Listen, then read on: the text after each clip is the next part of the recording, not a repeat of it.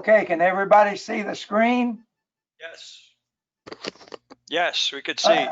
Okay, today is the episode 2 is the story of the recovery from the war. I'm going to talk a lot about growth of industry in the city, and then I'm going to talk about the downturn in industry.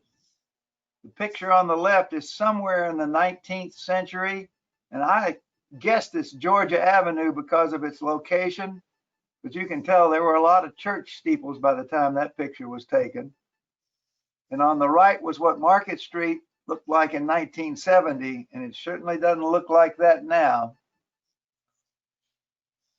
Restoration to peacetime.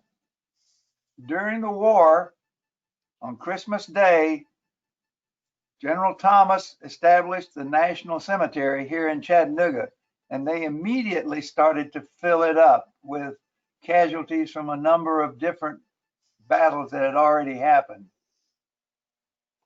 Another paper came into Chattanooga, the Chattanooga Gazette. Hey, George. Yes. Sorry to interrupt, but do you know whose land was that? Or was that federal land? Did they take somebody's land to start that cemetery? I do not know, Jerry. Okay. Sorry, go ahead. I do. They took the land from 5 different landowners and didn't pay them anything, and then later they were paid for it. Okay. Thanks, Owen. When the Gazette returned to publication, 40% of its space was allocated to advertisements for the settlers. And I'm going to talk a little bit more about the settlers, but that's where the primary business was conducted while the war continued. Was this just exclusively Union soldiers, no Confederates? Which one? The National Cemetery? Yeah. I don't know that either, although I think it was.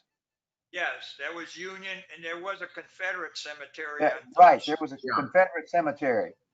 Yeah, I don't know where that is, but I guess it's here in Chattanooga someplace. Over across from the University of Chattanooga. Oh. There's also one out at Ottawa. Yes, there is. In April of '64, the Crutchfield House reopened. It had been closed. They were offering meals and beds, but the general area was semi-lawless. The city was under the control of the military, but out in the country, bushwhackers and brigands abounded. And there was, if you ever saw Coal Mountain, I think that's what it was like away from the cities. Andrew Johnson was selected as the vice presidential candidate with Lincoln. In the 1864 election, excuse me, Tennessee did vote, but their votes were not counted when it came time to assess whether Lincoln won or not. In April of '65, Lincoln was assassinated and a Tennessean became president.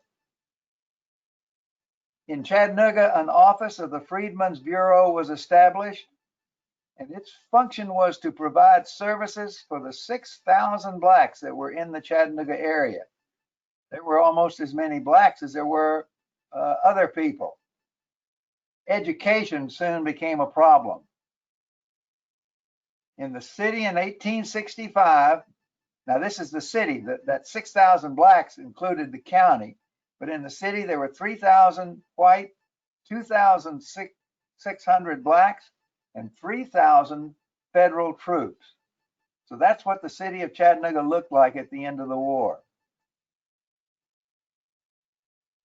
In October of 1865, now that's 6 months after the war ended, military law in Chattanooga ended and civil authority was reestablished. In January of '66, a mayor and a board of aldermen were governing the city.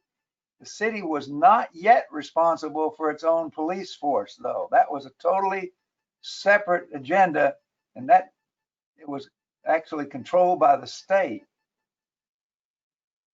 At that time, the primary industries in Chattanooga were sawmills, furniture makers, and the Chattanooga Foundry and Machine Works, if you remember from last program, which had been established before the war. That were the primary industries in Chattanooga. In 1865, two individuals from Ohio, a man named Rathburn and T.G. Montague, established the first national bank. It was chartered by the federal government, and for 70 years they printed money with Chattanooga. If you look up on the right, you see the designation of Chattanooga. So Chattanooga, in essence, had its own money being printed for the federal government. As railroads were put back into serviceable condition, the river was the second priority. And the Corps of Engineers was asked to make the river navigable through the shoals. There was a canal through Muscle Shoals, but it was not large enough to do what they felt they needed to do in 65. In 1867, the military bridge was swept away in the Great Flood. That was the worst flood in recorded history of the Tennessee River. The water was 5 feet deep up at the Crutchfield House. So what they did was they erected a ferry across the river, and for 23 years, that was the only way to get across the Tennessee River from Chattanooga. 23 years later, the Walnut Street Bridge was built. That was the first permanent bridge built across the river. Where was the Crutchfield House? What, do you have a kind of like a intersection, two streets or something? Crutchfield House was where the Reed House is now. So it was 5 feet deep at the Reed House. Now realize that since then, one of the things they did was fill in that whole area. I'm not sure what the actual elevation was. Say, for instance, across the street was the Union Station where the trains were coming in. I assume they were underwater too. In 1869, to supplement what was going on in the National Bank, the city began to print its own script. Primarily what they were doing was paying for the cost of operating and maintaining city infrastructure. There were real problems with cities printing their own money. And there's a long article about what happened, but they had a lot of problems. By 1870, a board of trade was established here in Chattanooga with all of the leaders of the city to foster the controlled growth of the city forward. Talk about carpetbaggers. In 1866, a man named Kelly from Ireland opened a liquor store in Chattanooga. He started blending raw whiskey and slapping on his own labels. In 1868, Chattanooga ran a newspaper advertisement. Wanted immediately any number of carpetbaggers to come to Chattanooga and settle. I mean, Chattanooga was destitute in 1866 and 67. Carpetbaggers had two things that Chattanooga needed. They needed money and they needed energy. In 1876, and now you can get why I brought this up, Kelly merged his efforts with George Washington Davenport. He was my great-grandfather. He had come to Chattanooga in 1874. The new company was called Kelly and Davenport. After 14 years, the partners split. Kelly maintained the business, and Davenport and one of his brothers established a dry goods business. Another brother established the Davenport hosiery mill, and a nephew established the Crystal Company. So when I get asked, are you one of the Davenports? That's what they're talking about. In 1909, the Tennessee legislature passed a law banning liquor sales within the borders. Saloons and retail were forced out of business, but Kelly continued with his out-of-state business. As the city grew and industrialized, carpetbaggers were instrumental in shaping the Dynamo of Dixie, and I'm going to show you why. The Dynamo of Dixie. Chattanooga grew with the railroads. In 1870, there were 58 industries in Chattanooga, very small, all of them. By 1910, there were 300. Industrial employment rose from 2,100 to 22,000. These businesses depended on the railroads both for customers and for transporting their goods. The railroads were absolutely critical to the growth of Chattanooga. Because of its networks, a number of large industries located here. I chose 16 businesses to illustrate the story. A larger Muscle Shoals canal was completed in 1890, which then made the river a complement to the railroad's capability. Up until 1890, the amount of shipping that took place on the river was fairly limited. Now, here are the industries that I'm going to talk about. If anybody would prefer to see a different industry, all you got to do is let me know. But these are the ones I'm going to talk about tonight. First, talk about Hiram Chamberlain and the Roan Iron Company. Chamberlain was a Union officer from Franklin, Ohio. He moved to Chattanooga to become vice president and general manager of a company called the Roan Iron Company. He was one of the founders of the modern iron industry in the South. It was a pig iron manufacturing plant, and he organized it with a fellow ex-Union officer, John T. Wilder. That's Wilder of Wilder fame during the Civil War. Chamberlain became president of Roan Iron in 1880. He served in that capacity until his death in 1916. George Wilder was the mayor of Chattanooga as well at Yes, he one was. time and had a cabin on Signal Mountain over here on Wilder Drive. Wilder was one of the people I see that was represented the most in the biographies that I've been reading. Chamberlain founded the Citico Furnace Company. He also was vice president of the Chickamauga Trust Company and the Columbian Iron Works. He also had a 30-year service as vice president of the First National Bank. So you kind of wonder what he did with his spare time. That is the Chamberlain, by the way, for which Chamberlain Field at the university was named. The Columbian Iron Works made fire hydrants.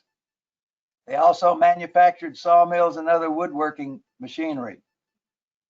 It left Chattanooga, relocated to Albertville, Alabama in 1975. So the Roan Iron Company is no more. I want to talk about Adolph Ox, and I really enjoyed reading about him. The Chattanooga Times was first published in December of 1869. Ox, at the time he bought the newspaper, was 19 years old, but he lived from 1858 to 1935. He eventually became owner of the New York Times. In 1878, at the age of 19, he borrowed $800 to get controlling interest of the Times and became its publisher.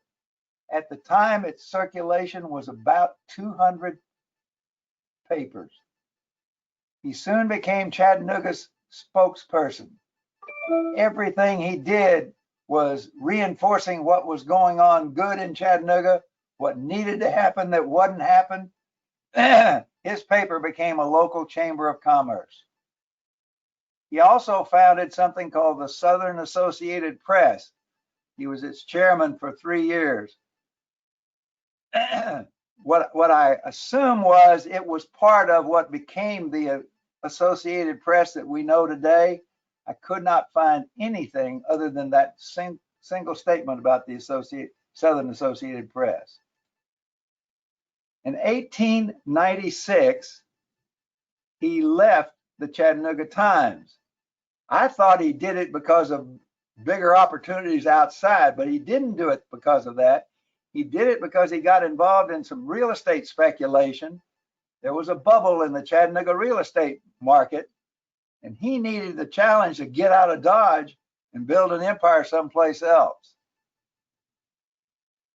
However, he remained publisher of the Times. His slogan was to give the news impartially without fear or favor, and it is a top the paper's mass today. In 1998, Walter Hussman bought the Free Press and then bought the Times and merged them. Its editorial pages reflect both liberal and conservative perspectives, and at least according to my perspective, it's one of the better papers that's left in the United States. Whelan Foundry. It operated in Chattanooga from 1874 to 2003.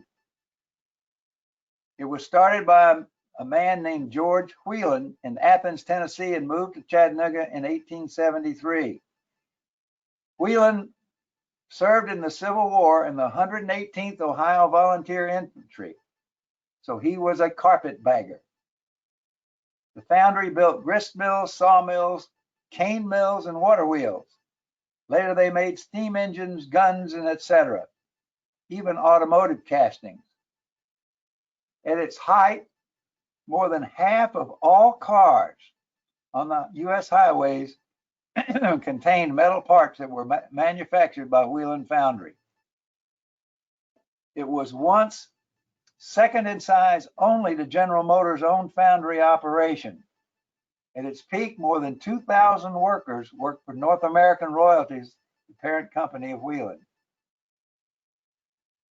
The South Broad Commercial Corridor and something called Southside Gardens. And what that is it's kind of a Southside Lumton City. It's a community that was near the facility. They grew up around the foundries. They connected Chattanooga to the communities on Lookout Mountain. Next company is the Chattanooga Pipe and Foundry Company. It was established in 1877. Eventually, they built a modern plant along Whiteside Street, adjacent to the growing rail yard in the city. In 1899, Chattanooga Pipe and Foundry consolidated with other fabricators to form the United States Cast Iron Pipe and Foundry Company. One of their rivals was the Tennessee Coal and Iron Company, and that year saw the formation of another large combination of steel companies, the Schultz-Sheffield Steel and Iron, which also would become part of U.S. Pipe. Later in 1936, they closed the Whiteside plant and moved their operation to their current facility, which is over here along Chestnut Street near Moccasin Bend. In 1969, the firm now known as U.S. Pipe and Foundry Company was purchased by the Jim Walter Corporation. The Jim Walter Corporation is still in business, and what they are is a leading producer of building materials and prefabricated houses, although I don't think any prefabricated houses are built in Chattanooga. U.S. Pipe and Foundry continues to be one of Chattanooga's last heavy manufacturers, but it is a shadow of its former self. Its home office now is in Birmingham. Southern Saddlery and Schultz Tannery. At the end of the Civil War, Robert Schultz came to Chattanooga from Pennsylvania. He got a job at the foot of Lookout Mountain. He started a tannery on Chattanooga Creek, and I don't know if any of you remember what Chattanooga Creek looked like when I was a boy. The color of the creek depended on what the tannery was doing, but it was awful. That tannery was near where Daniel Ross, who was the father of John Ross, had operated a store and a stand for travelers before the removal. In 1878, Schultz established Southern Saddlery to manufacture harnesses, saddles, bridles, and collars. In addition to the tannery and collar factory, the Schultz complex grew to include a shed for oak bark that Teamsters would bring down the W from Signal Mountain. He and his brothers soon ran other businesses nearby, including a soap factory, an ice plant, and a packing house. So these people didn't just build one business, they built business complexes. In 1911, the tannery integrated their operation with something called the Faust Yarnell Stockyard, which was established 1 block off Broad Street. And all that did was tie in all of this livestock related businesses. They were vertically integrated, I guess is the best word for it. The material that I read said that the stockyard is still there, but I couldn't find anything that said that that's true. George, excuse me, quick Sure. footnote on Schultz. Dave Woodard is the last president of Schultz Tannery before it closed down. He lives on Signal Mountain, good friend. He was a professional football player with the Denver Broncos. He married into it, and his father-in-law put him into Schultz Tannery, became president. He lives on Signal over in Burnham Woods. Good guy if you ever want to know anything more about Schultz Tannery. Well, thank you, Bill. I will keep that in mind. The tannery ceased production in 1987. The buildings were demolished. The Saddlery buildings, I think, are still there, but they've been sold to a developer. According to what I could find, the stockyards closed in the early 21st century. Next, Chattanooga Medicine Company, now known as Chatham. This is probably there are 2 real outstanding individuals in Chattanooga's economic history, and he's one of them. He was born in Whelan, New York. During the Civil War, he was in the 115th Illinois and the 149th New York regiments. His first view of Chattanooga was convalescing from wounds at Chickamauga. In 1879, he and a group of friends established the Chattanooga Medicine Company. Today it's known as Chatham. It specialized in producing medicinal products to relieve pain and discomfort. During World War II, though, it became the largest producer of K rations and a major supplier of ammonia. Now, this is what Patton got himself into. In 1903, he became president of the Stone Fort Land Company, primarily developing commercial property in downtown Chattanooga, including Chattanooga's first high-rise building, the Hotel Patton. In 1906, Patton and his son-in-law, John T. Lumton, founded the Volunteer State Life Insurance Company, now called the Lincoln Financial Group, an important financial institution in the city. He was also founding director of the American Trust and Banking Company, now known as SunTrust, a founder and chairman of the First Trust and Savings Bank, an organizer of Title Guarantee and Trust Company, and developer of the Acme Furniture Company. And again, I wonder what he did with his spare time. If you're counting the first 7 industrialists that I've listed, and this was not intentional, were all carpetbaggers. Next, we want to talk about Rossmann. Foundry building was built by someone called Wasson Car Works. They were a manufacturing company that built railway cars in Chattanooga in the late 19th century. They employed 250 workers. At the time, one of Chattanooga's largest companies. They could manufacture 8 freight cars and 64 car wheels in a day. They made the open trolley car for the first incline to Point Park.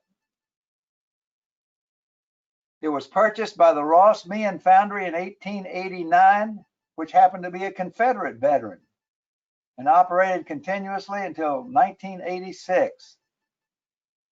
While Rossmann was developing their business, they developed a process called the Meonite process. They developed the process and patented it in the late 20s, and it is still in use today. It is a way of making high quality castings. Castings that were made by this method are used extensively to make machine tools, gears, you can read the rest, and other highly engineered applications. So the business about the Meonite system is how precise it is. The foundry made castings for Sherman tanks, for 90mm artillery pieces and other armaments during World War II. It prospered well into the 70s. The business declined then, and it closed in 1986. And this is a picture of what some of the foundry looks like today. This part of it is still open. I think it's now a beverage manufacturer. Where's it located, George? Right next to the pavilion down on where the stadium is. Yes. Okay. Got it. Hey, George, what Hey. was the attraction for all these steel companies to locate here? Was it fuel or what? Excuse me, go ahead. Was it fuel for the foundries or what? No, it was pig iron and coke. Chattanooga had a pretty sizable number of pig iron mines and a sizable number of coal mines, which they used to make coke. And so in the 19th century, Chattanooga was a center of iron manufacture. I'm going to talk a little bit later about where that went south. The next story is the Coca-Cola Bottling Company. In 1899, two attorneys from Chattanooga signed an agreement with Asa Candler, who was the president of the Coca-Cola Company, for $1. With that, they received exclusive rights to bottle Coca-Cola throughout most of the United States. And the reason that Asa Candler did that, it wasn't that the technology did not exist to bottle carbonated beverages. It was that it would cost a lot of money, and they just didn't want to get into that kind of a business. They were in the syrup business, and they stayed in the syrup business. So in Chattanooga, these two people got the right to bottle soft drinks throughout most of the United States.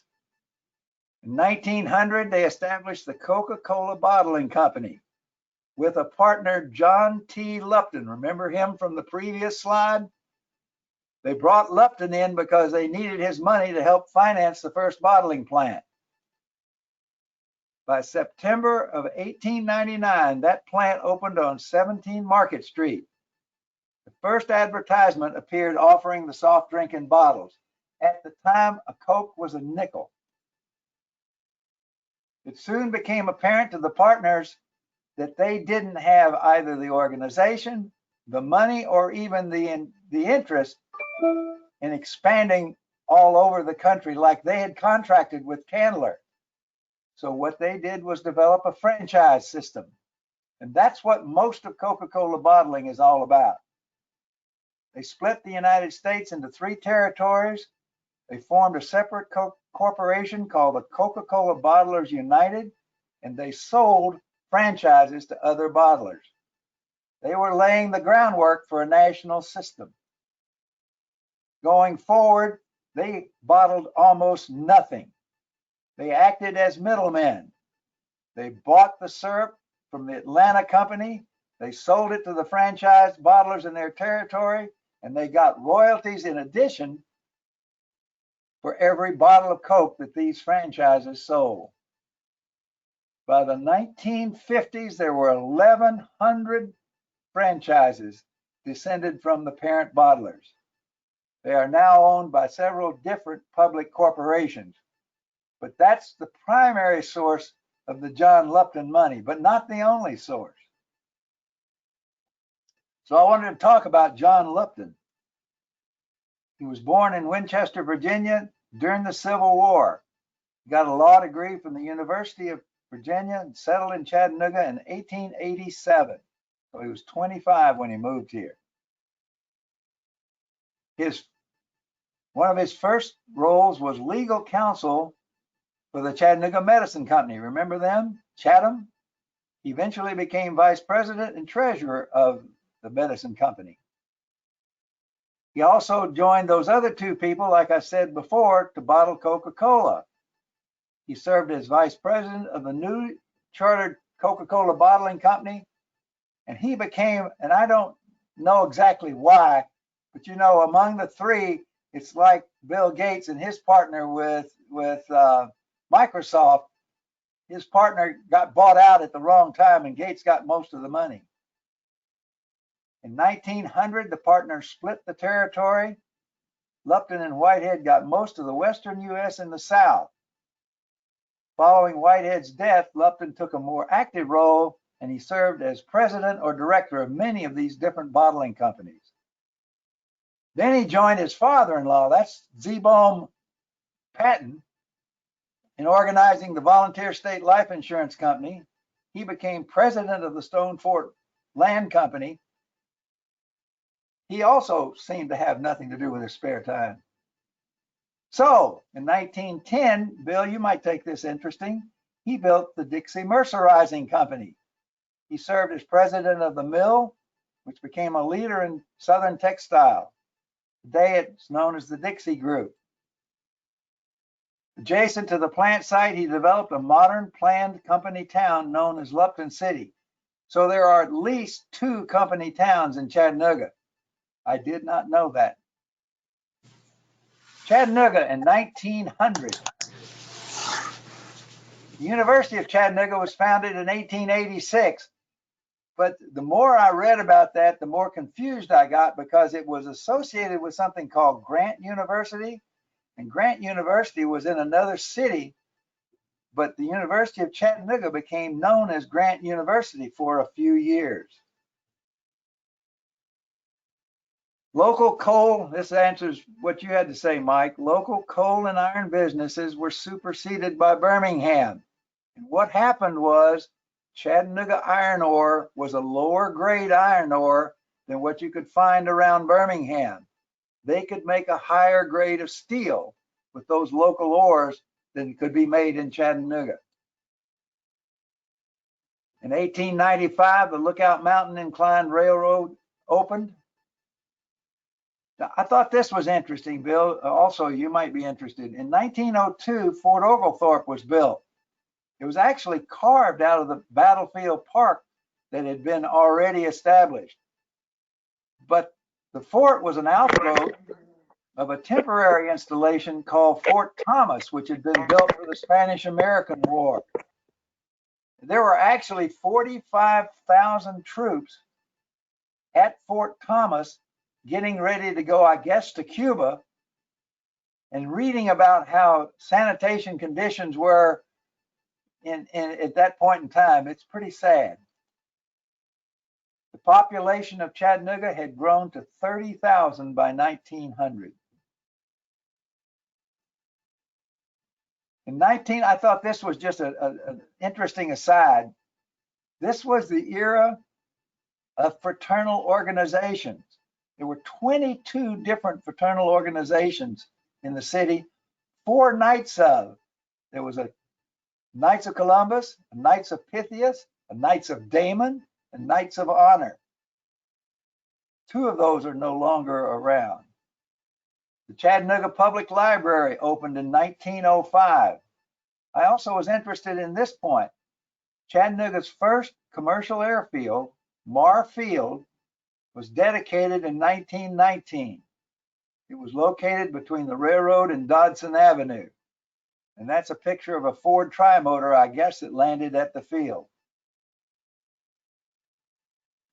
Eureka Foundry is a family-owned iron foundry in operation since 1902.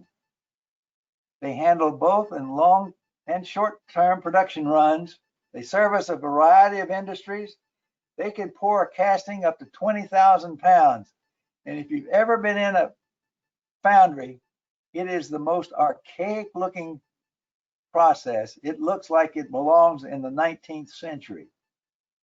They have dirt floors, and they need dirt floors because there's nothing that can handle what they're trying to do safely.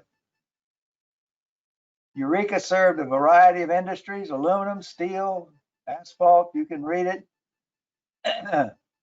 Even pollution control equipment later in its life, material handling equipment. It's a full service foundry. It provides not only castings, but it also machines them, makes patterns, assembles, and coating. Beginning in June of 1996, it started making its co-product, foundry sand.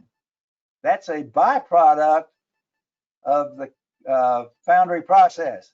And they made that product available to local contractors for what they call beneficial reuse projects. As structural fill, foundry sand is a very stable material. The company has cast many of the National Park Service's battlefield information signs that are scattered around the area.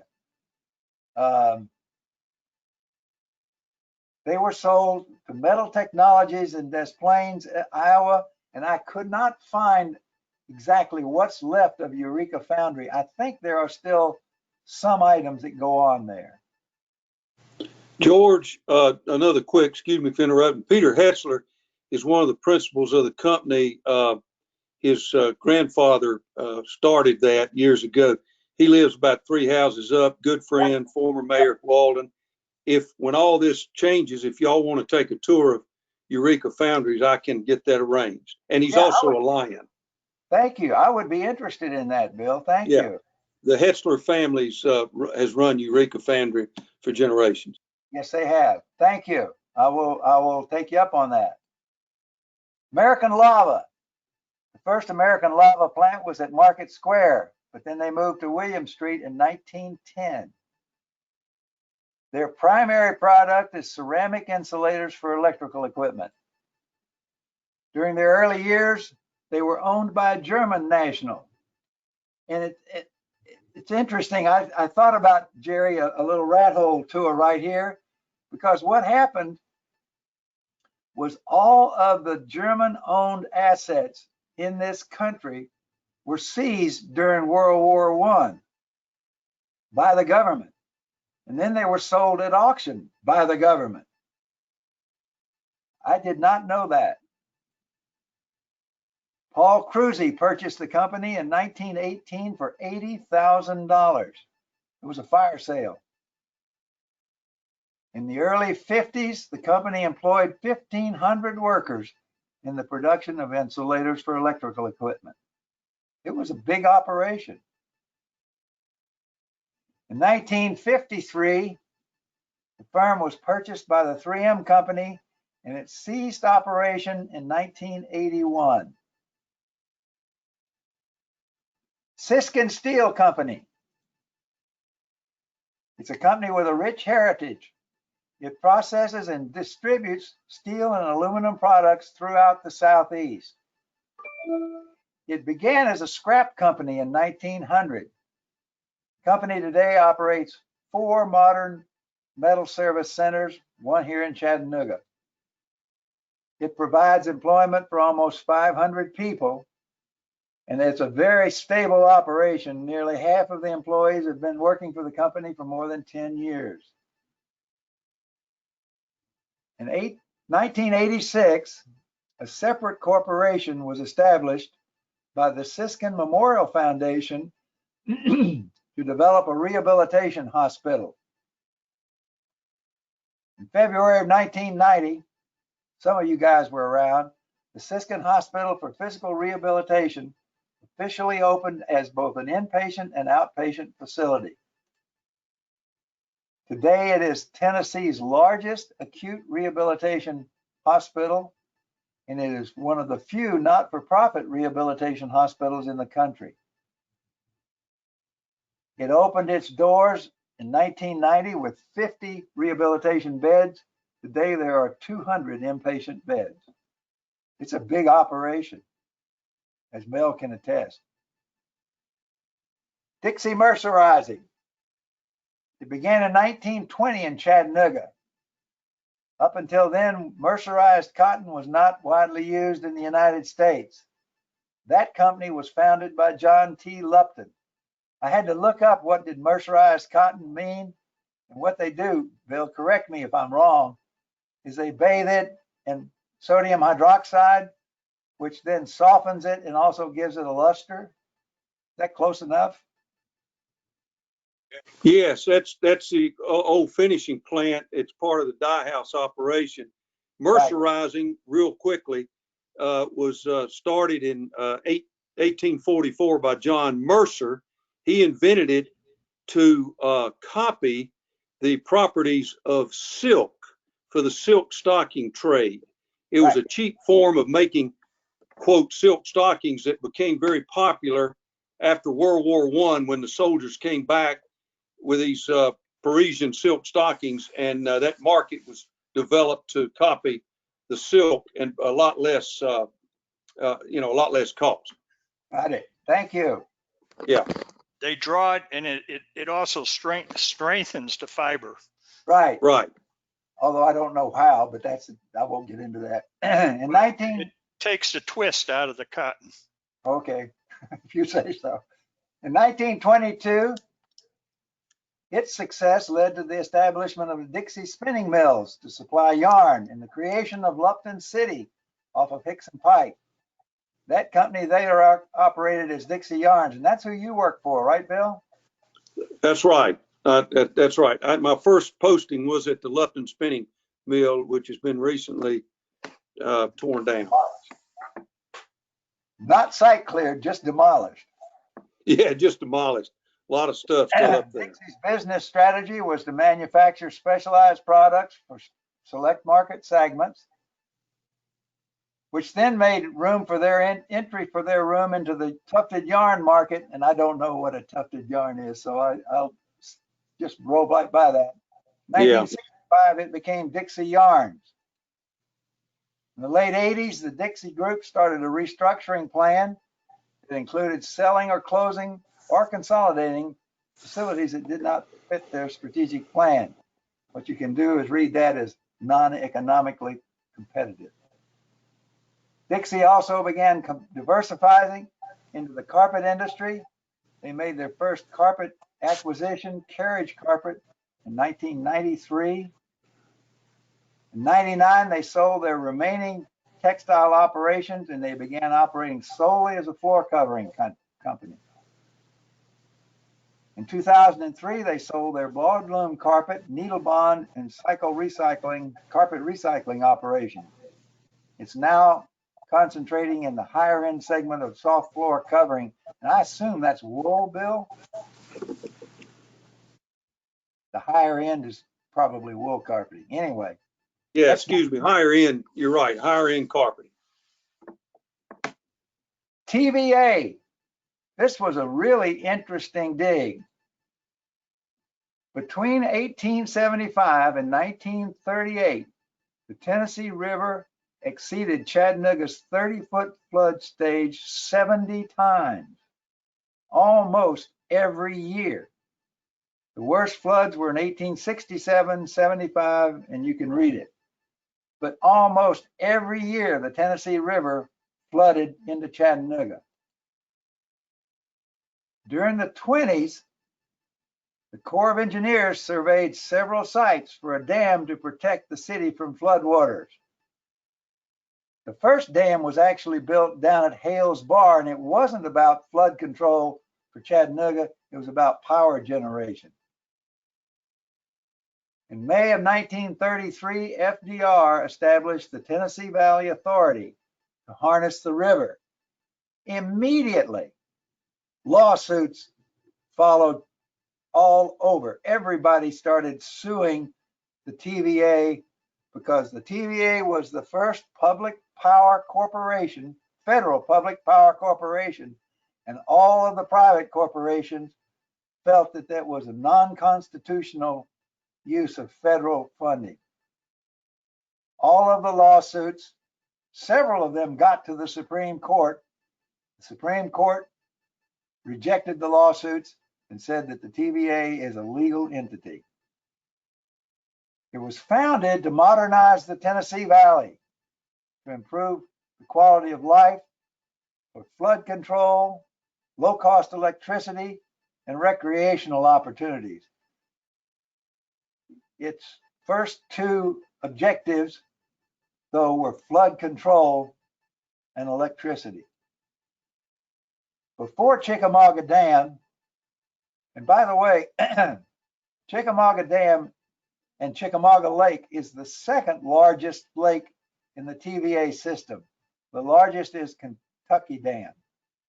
The valley was just full of flood-prone cities. The city suffered from economic damage And it also suffered from mosquito-borne health crises. And if you read the history of the city, not only did it have a cholera epidemic, it also had a yellow fever epidemic. This they all attributed to mosquitoes. Chickamauga Dam and its reservoir required the purchase of 61,000 acres of land. 900 families, 24 cemeteries, and 81 miles of road were relocated. One of the things that my mother did while she was in high school, I think, or maybe even in college, she got a summer job going around to these families that were going to be dispossessed, telling them that their land was going to be flooded and they were going to have to leave. Franklin Roosevelt came to Chattanooga and dedicated Chickamauga Dam on September the 2nd, 1940. And he knew by then that the power generating capability of Chickamauga was going to be an important part of Chattanooga's, of the American rearmament. Combustion engineering, I did not know this, so I hope I've got this right. In 1888, two people named Casey and Hedges bought property from a defunct iron company and formed the Casey Hedges Company. They were making small boilers. In 1889, two more individuals, Walsh and Widener, set up the Walsh-Widener Company to produce pressure vessels, tanks, etc. In 1938, Combustion Engineering acquired these two boiler companies to augment manufacturing capabilities in other places throughout the United States. Combustion Engineering here in Chattanooga manufactured power generation systems, primarily boilers, for civilian and military uses at the facility. In 1956, their Chattanooga facilities occupied 100 acres and more than 1.5 million square feet of floor space. During the 70s, still owned by Combustion, there were nearly 6,000 employees. It was Chattanooga's largest employer during the 70s.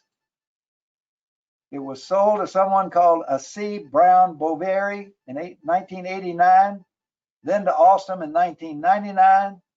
They put a bunch of money into facilities upgrades, but then it was bought by GE and it's currently unoccupied. They almost put COVID-19 patients in there. E.I. DuPont de Nemours. In 1944, DuPont purchased 500 acres of land near the Chickamauga Dam. In 1948, nylon production began at that plant with 900 initial employees. During the 70s, employment at the facility was more than 5,000. So between DuPont and Combustion, there were more than 11,000 people employed in just those two businesses.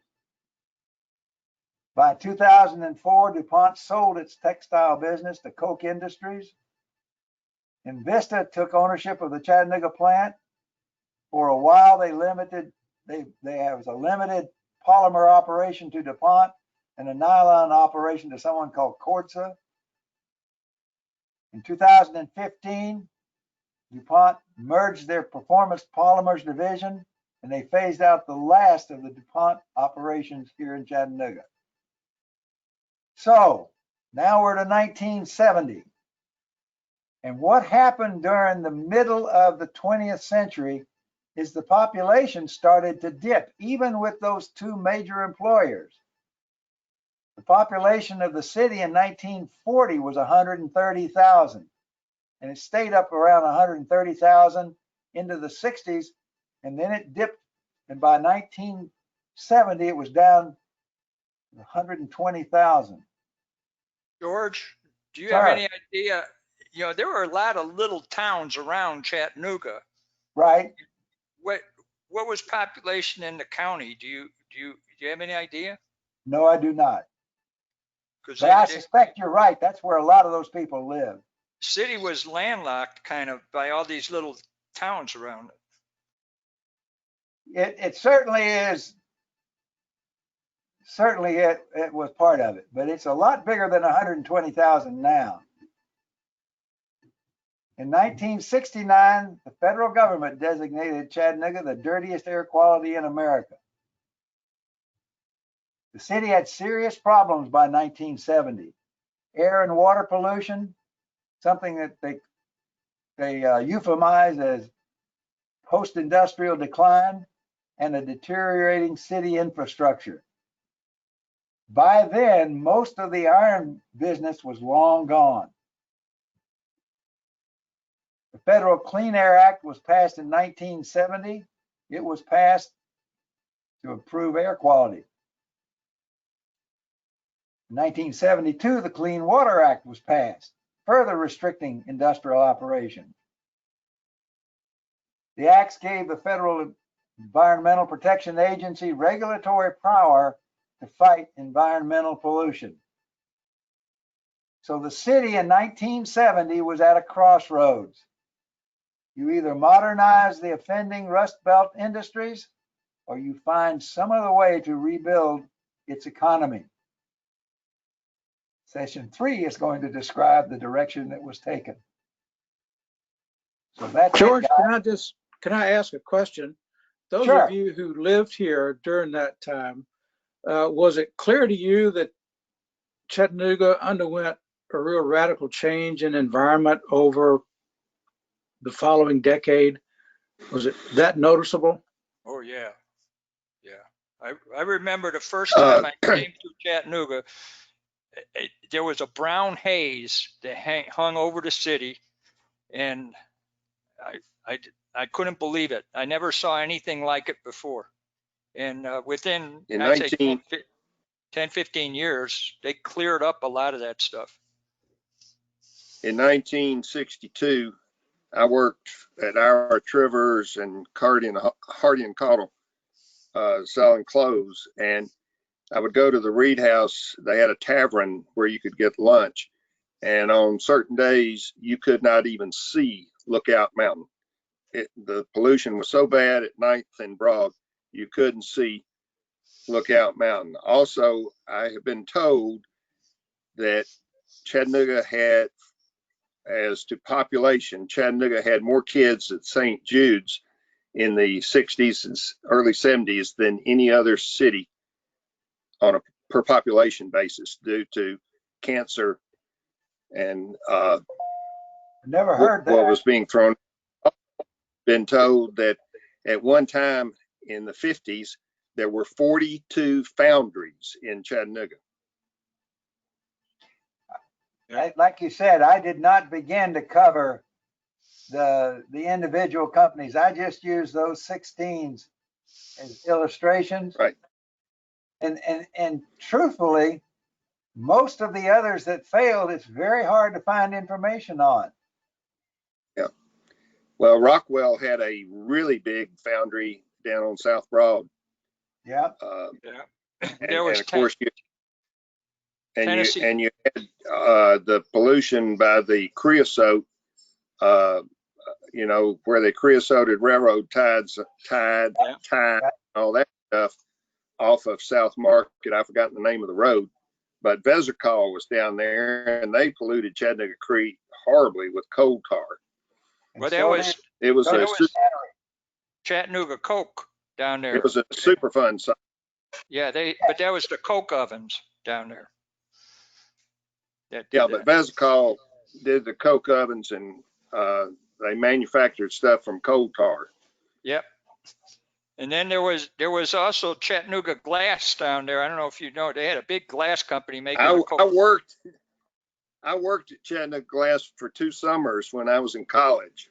They were making the Coca-Cola bottles and medicine bottles for Chatham, and one of the largest glass companies. Yeah, go ahead. We made knee-high and RC Cola. I used to palletize those things and drive a forklift truck to load them onto railroad cars and tractor trailers. Yeah, there was a lot of industry in this town. Lots of industry, man. And they were all, good jobs, good paying jobs. Anybody? Well, that was Yeah, that was George's Dynamo of Dixie. I mean, that's why it was called the Dynamo of Dixie. Well, in Heavy 1965, manufacturing, heavy. in 1965, when I worked at Chattanooga Glass, I was paid $2.25 an hour. Yeah. And that was good money. Huh? That wasn't bad, but well, it wasn't horrible money. No, it wasn't. Yeah. So I great think that great picture of the program, Market George. Street Bridge tells it all. Look at what that area looked like in 1970, heading towards the river. That's what Chattanooga looked like 50 years ago. Yeah. Now you got the aquarium, you got the Medal of Honor Heritage Center right there in that picture. High rise, high cost facilities. Yeah. Yeah, that building structure on the bottom of that lower picture, that's those were the bus barns. Yeah, That the right. buses and all used to pull into. And part of that on the other Market Street side is the sports barn now, which is a facility, workout center. Yep. Right. Well, that concludes it, guys. Hey, Bill, you see that white building on the, on the right side of Market Street over there? Yeah. Yeah. Uh-huh. Do you remember what that is? That building's not there anymore. You think? No, that building's not there anymore. It's one of those newer condos down there right by the river, Yeah, that's right by the bridge. But the building itself is That's not there not- anymore. not Cheeseburger, is it? None of this stuff is here.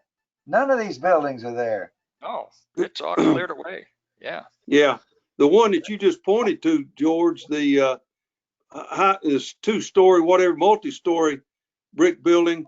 I believe it's where, the Medal of Honor Center is and the Puckett's and that kind of business. Right. But that building was torn down. Wasn't that a warehouse Yeah, right there? it's not the Yeah. same building. Yeah, no, Yeah. it's not the same building. That's right. But they were right on the river. They used to take barge traffic off of the river into that warehouse. And so. Well, Firestone and Goodyear faced each other there on 2nd Street between Market and Broad. Yep. There's Firestone. So I guess this is Goodyear. Yeah. Goodyear backed up to the car barns because the car barns were between 2nd and 3rd and 3rd and 4th. Yeah.